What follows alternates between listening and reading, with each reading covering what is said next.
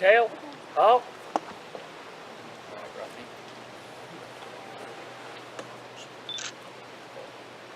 I'd like to welcome all of you here today. For those of you that don't know me, I'm Rodney Short. I'm the historian for Lieutenant Colonel Vincent A. Witcher, camp number 1863. I'm also the president of the Buchanan County Historical Society. I'd just like to welcome all of you all. I know a lot of you made some long trips to get here, but we appreciate all of y'all coming out. At this time, we'd like to actually ask any of the family members if they have anything that they would like to say. Michael? Well, I just want to thank you all for showing up and helping me out with this, Rodney. I appreciate it. Mr. Ball? Yeah, I appreciate these men here, what they've done. For years, my grandmother used to tell me about all of our family. My great uncle out there that got killed in World War I. And I know she probably told me about this back years ago, but I forgot all about it. I just knew who he was, but as far as him serving in the Civil War, I didn't, if I was told about it, I had forgotten about it. But I appreciate y'all, and I appreciate you putting the stone up there for him, and I thank you a bunch, every one of you. Appreciate you all. At this time, I'd like to turn it over to Camp Commander Brandon Newsom. Ladies and gentlemen, I'm glad to see y'all out here. As Rodney was saying, my name's Brandon Newsom. I'm the commander of the Witcher Camp, 1863, Sons of Confederate Veterans. First of all, before we get into this, I'd like to thank some of our friends from the McElhenney camp, Jimmy Richardson and Ed Wilson, for coming out and helping us. They come and help us on a lot of events we do. And I'd just like to thank them for it. Guys, raise your hands up so they know who you are. These two fellas right here are a big help to us. They really are. Ladies and gentlemen, I am pleased that we are gathered here together at this special place. We are the Lieutenant Colonel Vincent Addison Witcher Camp, 1863, 34th Battalion of Virginia Cavalry of the Sons of Confederate Veterans. Today, with this ceremony, we are dedicating a marker for a Confederate soldier. As the camp commander, I want everyone here and everywhere to understand that we are performing this ceremony because of our love of the great and the honor and heritage that flowed within the battle lines of those brave, courageous, proud, and most of all, God-fearing men. During this ceremony, please focus on the Confederate soldiers. Think about their principles and sacrifices they made for a cause that they believed in, fought, and were willing to die for. With this in mind, let us continue, and God bless you all. This time we're going to have our invocation by our chaplain, Ralph Wright. Uncover. Gracious Heavenly Father, we thank you, dear Lord, for this time to be here. We thank you for each one here. Bless them, Lord. Help us to preserve history of the Confederate soldier. Be with each thing that's said and done, man. We thank you and praise you, Lord. Glorify the name of Jesus. In his name I pray. Amen. If y'all will remain, our compatriot Mike Looney. Come on up here, Mike. He's going to lead us in our pledges. Now the pledges are on the back of the programs.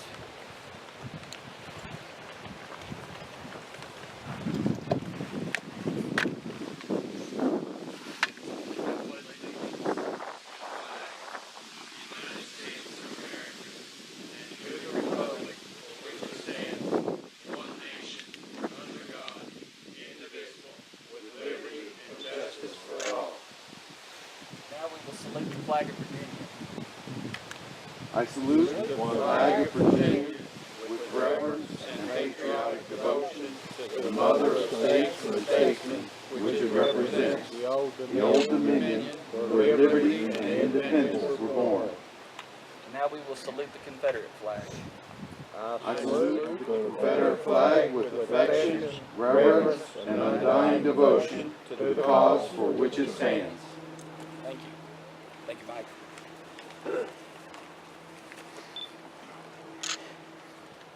Right now, our compatriot Chester Stiltner is going to say our charge for y'all.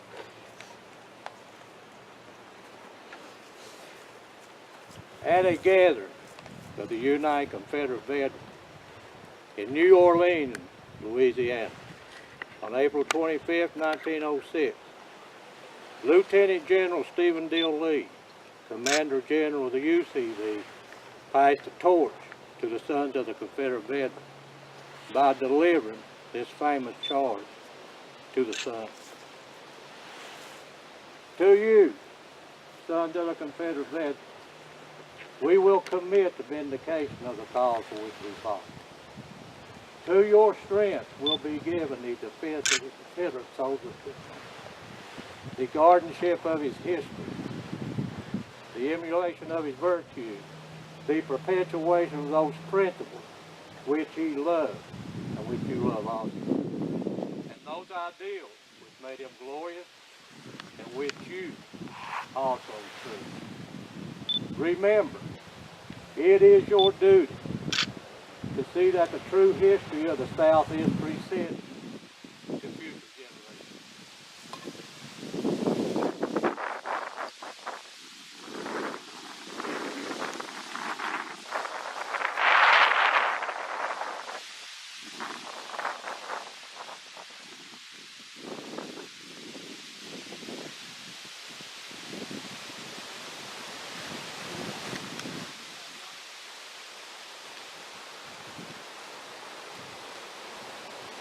At this time, I'm going to explain the flag that we have here behind us.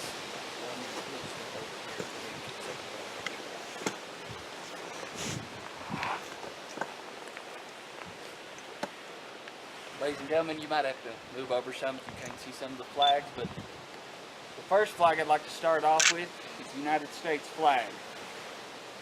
And though we are the sons of Confederate veterans, we have this flag here to remind us that we are all Americans. It's through this flag that allows us to do what we do, to honor our ancestors. We are all Americans. It's something we should never forget. We should never be ashamed of it. The next flag we have here is the Virginia flag. Because it is the war between the states, some call it the Civil War, but the war between the states, it was states against states in a way, if you look at it. Otherwise, you would just have like 1st Regiment of Infantry. You had like 34th Virginia, 10th Kentucky. Our ancestors, like Henry Deel, fought for Virginia. You'll notice here, got Lady Virtue standing over the tyrant. It says Sic Semper Tyrannis, thus always to tyrants. Something else you might notice is that the Virginia flag today has a wreath around it. The wreath was added later. This right here is similar to what the Virginia flag would have looked like at the time during the Civil War. It didn't have the wreath. The next flag, and some might say the unofficial flag of the Confederacy, the first one, is what we call the Bonnie Blue, popularized in a song from the time called the Bonnie Blue Flag. South Carolina was the first state that seceded from the Union. And the analogy I often hear it compared to is like a child with his toy. He gets mad, he's going to take his toy and go home. Well, South Carolina, when they left the Union, they took their star off the flag and they left. South Carolina being the first one to secede. That's why you just have the single star here. They took their star and they left the Union.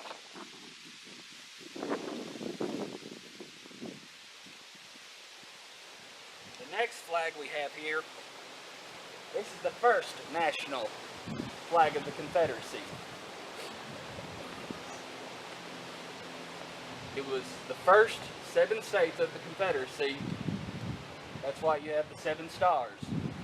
Now, something you'll notice is I said the first national. The flag was changed 3 times in total during the war. Something you'll notice today when we fire our guns, soldiers are carrying this flag into battle when this flag is wrapped around a pole. Or if there's smoke on the battlefield, it very much looks very similar to the U.S. flag. The U.S. flag of the time looked identical to that, except didn't have as many stars. But in the confusion of battle, when this flag is wrapped around a pole or through smoke, like I said, it can resemble the U.S. flag, and thus causing much confusion on the battlefield. The next flag, this is the second national flag. This flag was adopted in 1862 to help avoid confusion of the first national flag. Well, they soon found a problem with this flag as well. It's called the stainless banner. They found that in the heat of battle, a unit carrying this, when this flag is wrapped around a pole or through smoke and gunfire and such, it looks like a flag of surrender. Thus, it didn't solve the problem, but really created another. But it's called the stainless banner. And if you'll notice on our flag, it's got a hole in the end of it. Ralph, will you tell them about that? Billy Joe Carter, one of our members of our camp, he fell over at Clintwood and accidentally shot a hole in it. It's christened that flag. Billy Joe died in an automobile accident last August there above the mansion. He was a Southern rebel, and I'll say that about him. Bless his heart. He's the one who put that hole in that flag. Thank you, Ralph. The third national flag was adopted in March of 1865. It's called the bloodstained banner. This is the final flag of the Confederacy. A lot of people associate the Confederate flag and they think of what we call the battle flag, or they think of the 3x5, which is a naval jack. But this is the last official flag of the Confederacy. They added the red bar to it to help avoid the confusion that they found with the second national. And in the canton there, they have the battle flag. Now I want to talk about the battle flag. Ronnie, this is down here. See it? This right here is what's called the battle flag. A lot of the times you'll hear people say that the 3x5 flag is the battle flag. It's not. Yes, it is. Army of Tennessee. Okay. Yes. The Army of Tennessee. I have heard that actually. But it was also a naval ensign flown off the sterns of ships. Now, this battle flag is square. It's about 3 foot by 3 foot. And all this is what was carried into battle.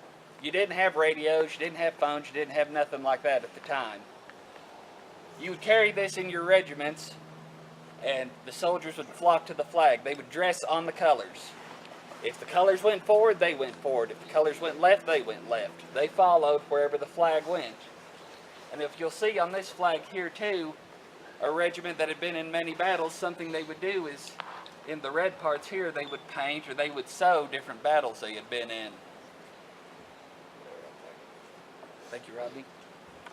And yes, Mr. Dennis, and I had forgot about that. The Army of Tennessee did carry the rectangular flag into battle. Okay.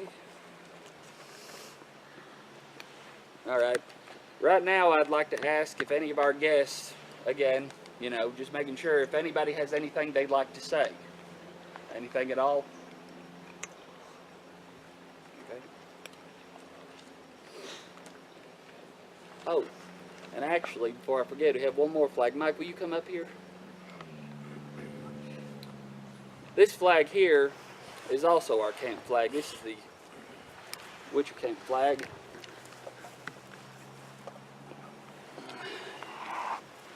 And this flag has several meanings to it. Of course, it's got Lieutenant Colonel V.A. Witcher right there on the side. Now, V.A. is Witcher's first name, abbreviated, Vincent Addison. But it's also the abbreviation for Virginia, where we're from. If you'll notice here, there is a diamond inside the star. And if you'll look at Virginia here, how it's sewn, the part of Southwest Virginia, the star is Buchanan County, where a lot of men, where our camp is from, and where a lot of men served with the 34th, the 10th, the 22nd, 21st. Something else about the diamond is another regiment that was formed in Buchanan County, the 10th Kentucky Cavalry. They called them Trimble's Diamonds. And Diamond was the last name of one of the colonels in the 10th Kentucky Cavalry. 1863 is not only our camp designation number, we are the Witcher camp number 1863 in the Sons of Confederate Veterans, but it's also the year of the Battle of Gettysburg, when our camp's namesake, the 34th Virginia, fought at the Battle of Gettysburg on Rummel's Farm on the East Cavalry Field. I'd like to add something right there, Brent. Go ahead. They put an amendment in the Constitution, can't have them years no more. One of them fellas come up to me up there from Richmond, wanted to know how we got that number. I said, Max Travis got that number for us. But now they put amendment in there. I don't know, at that time, I don't know if it's still in there or not, where we can't have them numbers from 1861 to 1865. I don't know if it's still that way or not, but it was at one time. That's policy, not in the Constitution. It's policies and procedures. Okay. But yeah, you're correct. Now, if none of the family has anything else they'd like to say, we're right now going to read the genealogy. Compatriot Rodney Short's going to read Henry P. Deel's genealogy.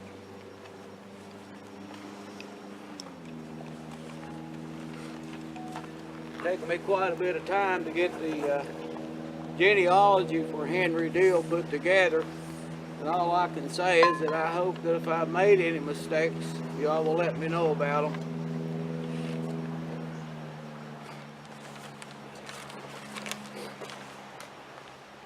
I also apologize that my printer didn't want to hardly work this morning, so I'm going to have to add some glasses here to be able to read this small print. Henry Deel was born April the 9th, 1840 in Russell County, Virginia. He was the oldest of 11 children born to Frederick Deel and Vicey Furl Deel, both Russell County natives, and both are buried in the Colley Cemetery near the Russell Fork River at Murphy. Henry's siblings were Sarah, Sally, Jane, Dee, Mary Polly, Noah M, Margaret J, Silas, Amanda Mandy, Larkin, David F, and William Floyd Deel. When Buchanan County was formed in 1858 from parts of Russell and Tazewell counties, Henry's family land was situated just inside the newly formed county lines here in Buchanan County. It was here in Buchanan County that Henry met and married Lear J. Gilbert on June the 20th, 1861. Lear was the daughter of John and Elizabeth Gilbert. She, like Henry, was born in 1840. The war between the states had just heard its first shots at Fort Sumter, Carolina, only a month before their wedding. At this time, citizens of this area didn't fear that the war would last long, or even the effect that it would even affect their daily lives. But things were about to erupt in all areas of America. Henry first enlisted in Company E1, 21st Virginia Cavalry on August of 1863 at Sand Lick under the command of Ezekiel Devil Zeke Counts. Henry signed up for 3 years to fight off the invasion of the northern aggressors. In late October of '63, he enlisted into the 22nd Cavalry, which was formed under the command of Captain Gordon Rife in Company B, 22nd Virginia Cavalry at Grundy. He was present for October 31st, 1863 roll call. From the records available, it is unclear what battles that Henry may have been involved in, but it is most certain that he would have seen action in southwest Virginia, northeast Tennessee, and eastern Kentucky. In April of 1862, Henry and Lear had their first child, Melvina Deel. Melvina was born in April of 1862 in Buchanan County and died April 9, 1932 in Buchanan County. She married James Tiller on April the 13th, 1882 in Dickinson County. Melvina is buried in the Tiller Cemetery at Council. Rachel Deel, her second child, was born February the 7th, 1865 in Buchanan County. Do you notice that gap in ages? From 1862 to 1865, he was fighting. She died February the 20th, 1857 at Council, Buchanan County. She married Jacob R. Lester in 1878.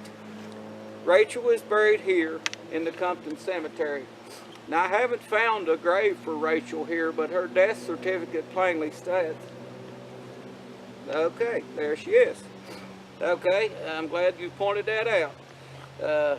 But she's obviously buried here beside her parents.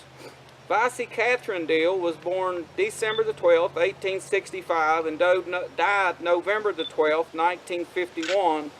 She married Larkin Compton. Both are buried here in the Compton Cemetery also. Rosina Deel was born March of 1874 and died January the 21st, 1929. She married Augustus Tiller on February the 13th, 1890 in Russell County. Both of them are buried in the Tiller Cemetery at Council. Noah Deel, the only son, was born March the 3rd, 1877 and died February the 7th, 1953 in Welch, McDowell County, West Virginia. He first married Mary Jane Presley on May the 14th, 1895 in Buchanan County. He married second to Louisa McFadden. Noah is buried in the Hartwell Cemetery in McDowell County, West Virginia. Emma Viola Deel. Emma was born May of 1881 and died May 8, 1927. She married Bartimaeus Bart Compton on May 18, 1900 in Dickinson County. Sarah Elizabeth Deel was born May the 13th, 1882 and died November the 19th, 1937 in Dickinson County. She married Noah Vyers on November 26, 1901 in Dickinson County. Mary Deel, their last child, was born April the 7th, 1886 and died May the 18th, 1963. She married Hardin R. Owens on August the 6th, 1900 in Dickinson County. Both Mary and Hardin are buried in the Bud Deel Cemetery at Prater, where we just did a dedication for a couple months ago. Henry left his heavenly earth here at the age of 77, November the 12th, 1917, of blood poisoning. Lear died March the 29th, 1928, at the age of 88, of influenza. Together they left a legacy of descendants that today numbers into the thousands. I am pleased that some of you think enough of your ancestors to be here today and to honor Private Henry Deel. It is an honor for me to be here, and I thank you all. Before we move on, before it slips my mind, I'd like to also recognize the Walker Terry Camp, Sons of Confederate Veterans, Commander Bill Dennison, his wife, Miss Jackie Dennison. Mr. Dennison is our 6th Brigade Commander, and that composes the Witcher Camp and the McElhaney Camp, Walker Terry Camp, and I just want to thank you for being out here today. My pleasure. And Miss Dennison. Right now we'll have the 22nd Virginia Cavalry unit history. Our compatriot Ronnie Deel is going to read that.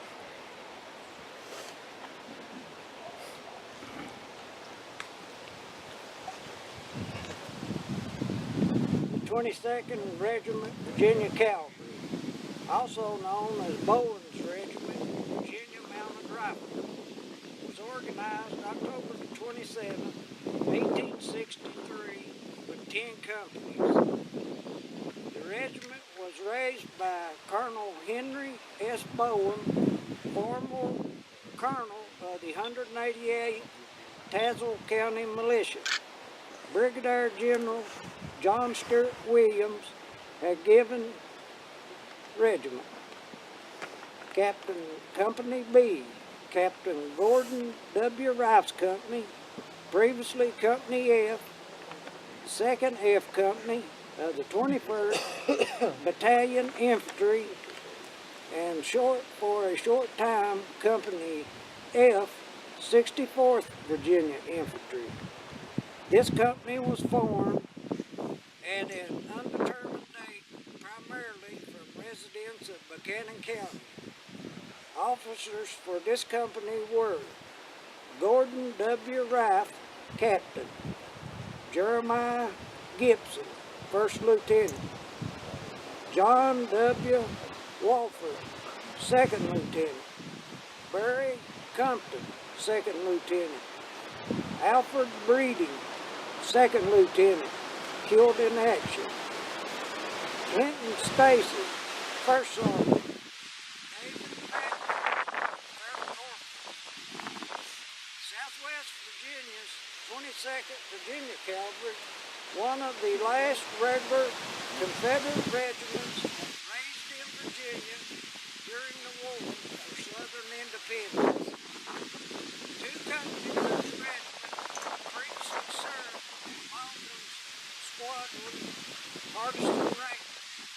Therefore, some men served most of the war. However, most of the regiment was raised in the summer of 1863. The regiment was immediately pressed into service with General Samuel Jones.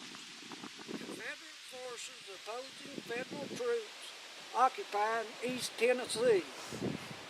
After some hard service, the regiment was trained and allowed to do nothing for several months. During these months of inactivity, the regiment remained close to the home guard and the salt works at Saltburg, Virginia, and the communication lines near Marion, Virginia.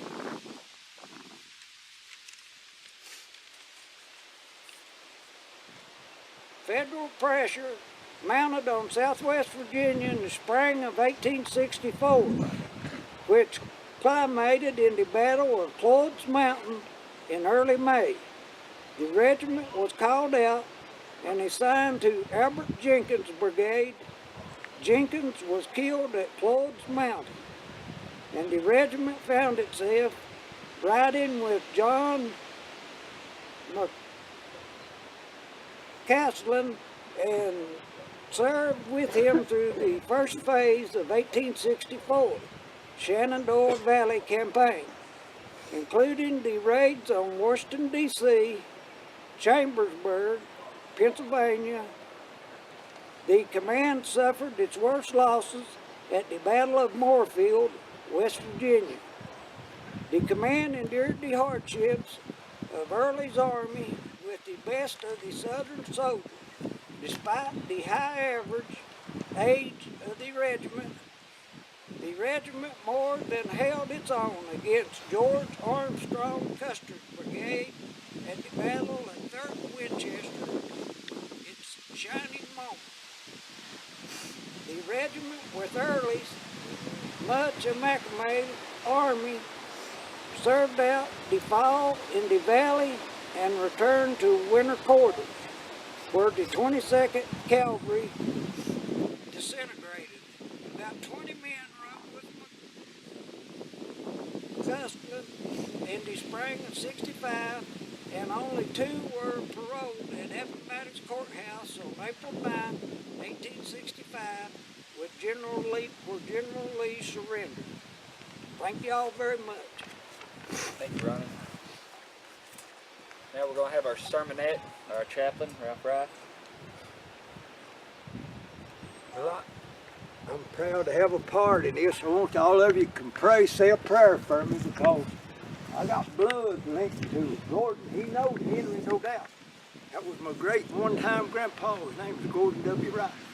So he would have known Henry, no doubt. And I'm here to tell you all that I'm proud to preserve Southern heritage. And I don't want to be long-winded. Y'all pray for me, say a prayer for me. But I got to get what's in my heart out, and I know it's cold, but I want to say a few words here. Y'all pray for me. Say a prayer for me. I get emotional sometimes. Y'all say a prayer for me. We're here today to remember a Confederate soldier. But I must tell you about the army of God. Hebrews 2:10 says he's the captain of the faith.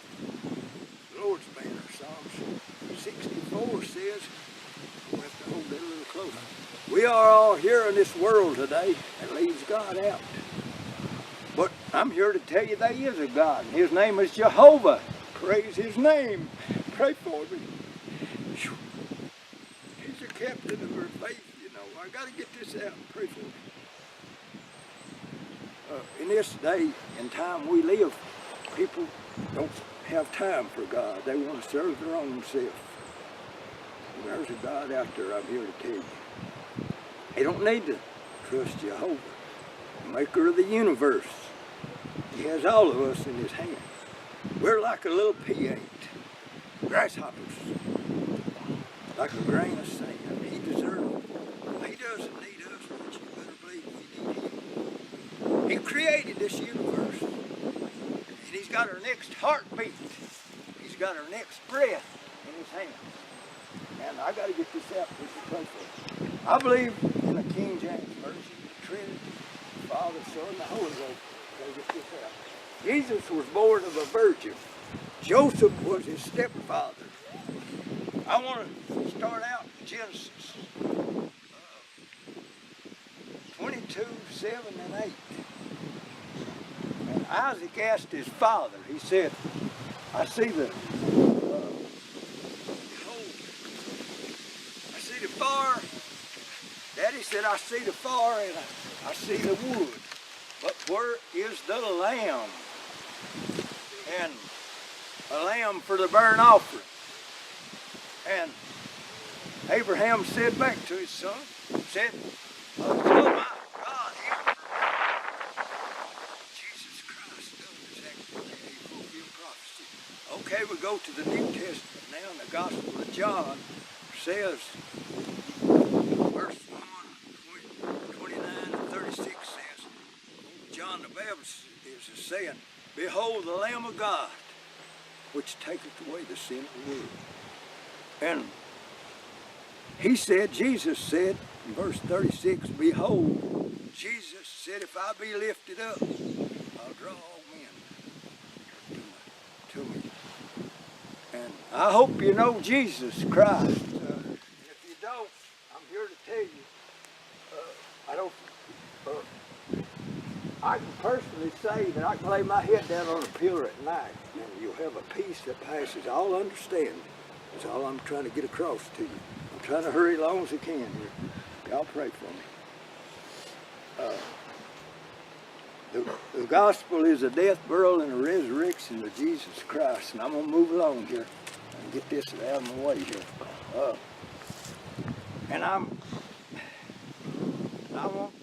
Jesus said, I want to be your Savior. If you don't know him, I urge you to check him.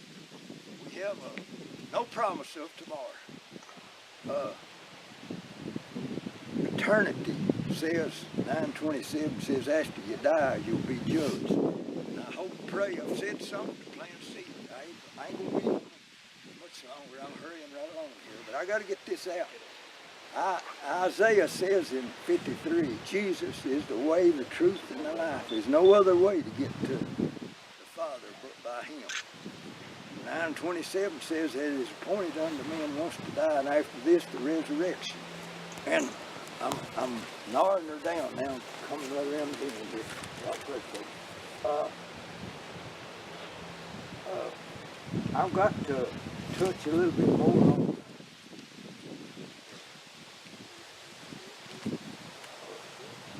the good Lord give us the ability to have common sense, you know. We will not compromise our heritage and history. The Confederate soldier, he laid down his life. He suffered a lot of hardships, and we have a country because of him. There was states' rights in there, and there was taxes that's got to be considered. It wasn't just slavery. But anyway, our old country is in a pretty rough shape today. today, but it's got all the rest of them beat.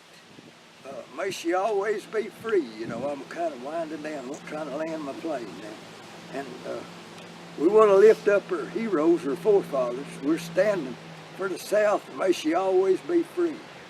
It was a war for Southern independence, not as the Northern words, a war of rebellion. It was the Yankee historians wrote history, and you got what you got today, and that's the reason why our kids are not being taught. But anyway, you figure it out. The Northern Yankee historians wrote history, and today we just have to pray for our old country. It's got all the rest of them beat. You don't see them flocking to no other country, do you? Anyway, that war was a politician's war, just like it is today. The poor man had to fight for them. But anyway, let's pray that our country never does that again. Brother against brother, father against son. And God bless our nation. Praise God for our country. May she ever be free. And I'm going to shut up and turn it back over to Brandon. Appreciate y'all for putting up with me. Said something about the Lord. And I have to get it out. I hope it didn't be too long-winded. I'm going to shut up and get out of the way here now. God bless y'all, Brandon. I'll turn it back over to you. Gentlemen, we're going to move the line. Gentlemen, will you dress off of Rodney here? We're going to fire our honors here in just a second.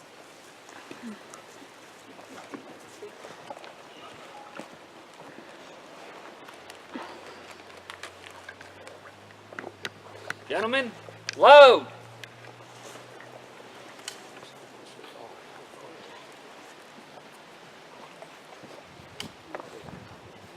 Come to the shoulder when ready.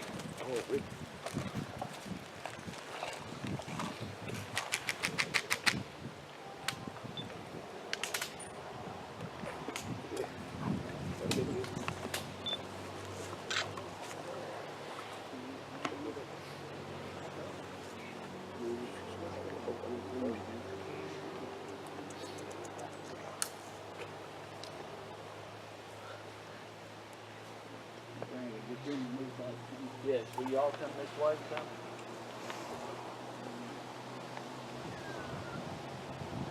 Gentlemen, ready! Aim! Fire! Recover! Load!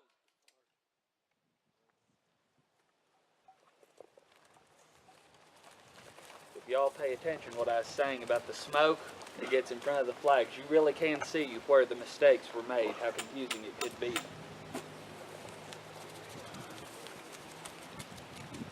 Come to the shoulder when ready.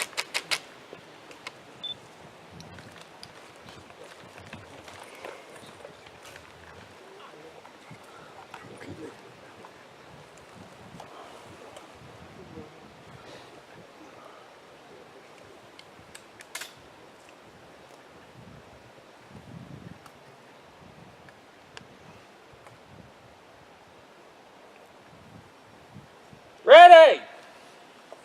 Aim! Fire! Recover! Load!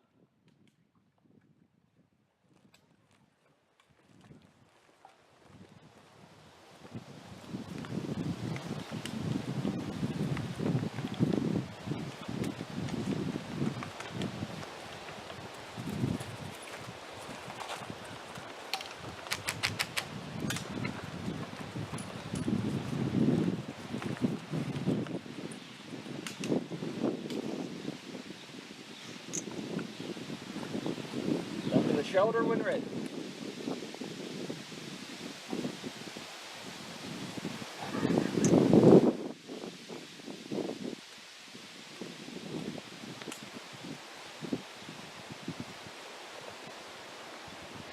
Ready! Aim! Fire! Recover!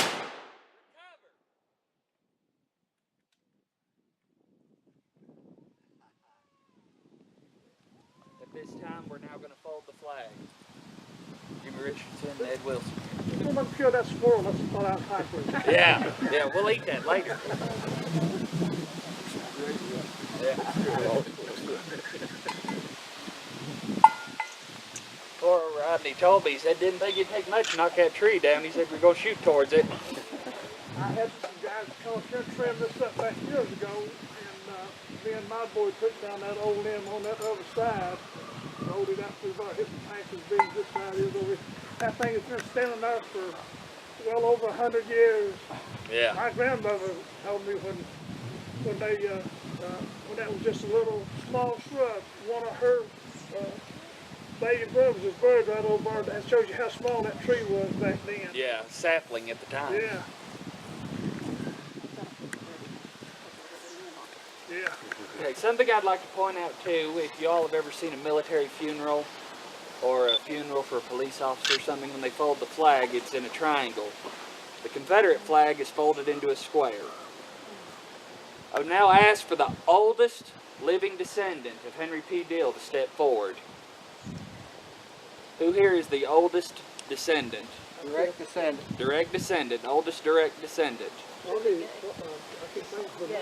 I'm 87. Can anybody beat 87? Put your hand down, Rodney.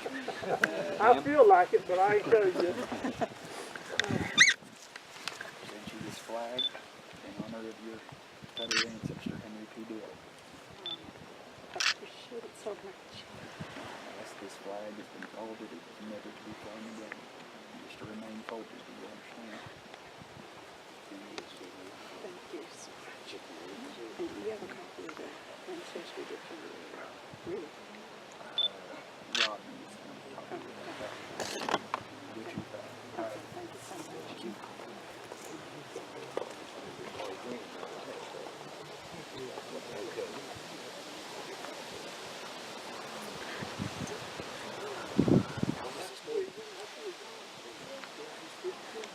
Right now, ladies and gentlemen, I'm going to read our closing remarks. After our closing remarks, Chaplain Ralph Wright's going to give us a benediction, and then we're going to close with a singing of a verse or two from Dixie, which is on the back of your programs, if y'all would like to help us out with it. I would ask that once we dismiss from here, if y'all would hang around for just a second, we would love to get a group photo of everybody, all of us here today.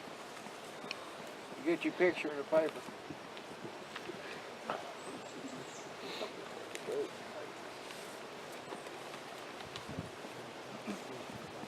Ladies and gentlemen, please hear these words. The citizen soldier who fought for the Confederacy personified the best qualities of America. The preservation of liberty and freedom was a motivating factor in the South's decision to fight the Second American Revolution. One of the greatest fears of any soldier is to die and be forgotten. Please do your part. Remember the past and honor your ancestors. Honor their heritage, preserve their legacy, because if you don't, there will not be anything left to honor. You that are in attendance here today must hear this, and if you know of, or of anyone who may know where a Confederate soldier is buried, and doesn't have a marker, take the time, write it down. I can't emphasize that enough, write it down on a piece of paper. Get the Confederate veteran's name, directions to the location of his burial site, everything you can. Do not, and I emphasize, do not trust it to your memory for a later date, as we are all living too fast nowadays and we tend to forget. We will try to get them the recognition they deserve. It may take a while, but it will happen. General Robert E. Lee once said, trusting in Almighty God and an approving conscience, and the aid of my fellow citizens, I devote myself to the service of my native state, in whose behalf alone will I ever again draw my sword. We, the members of the Sons of Confederate Veterans Camp, take a similar stance in choosing to locate and honor these Confederate soldiers of Buchanan County and throughout the region. There are a lot of them buried on the ridges, up in the hollers, on the mountaintops no one knows about. We need to correct this. Confederate Cavalry General John Hunt Morgan said on August 22nd, 1862, "But our victories have not been achieved without loss. We have to mourn some brave and dear comrades. Their names will remain forever in our breasts. Their fame outlives them. They died in defense of a good cause. They died like gallant soldiers with their front to the foe.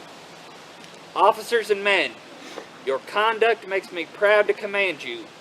Fight always as you fought yesterday, and you are invincible." Ladies and gentlemen, here we are today, some 150 years later, doing our best to make sure that these brave soldiers are not forgotten. General Stephen Deel, as Chester Steltner quoted earlier, said, "To you, the sons of Confederate veterans, we submit the vindication of the cause for which we fought." Thank you for your time and attention. Ralph? Gracious Heavenly Father, Lord, I thank you for each one here, Lord. Bless them today. Keep them safe going home, Lord. We thank you and praise you for him to be. We want to keep his memory alive. Help us to preserve Southern heritage. We're proud of it. We thank you and praise you for this dedication today, Lord. I praise you and thank you for the Lord Jesus Christ.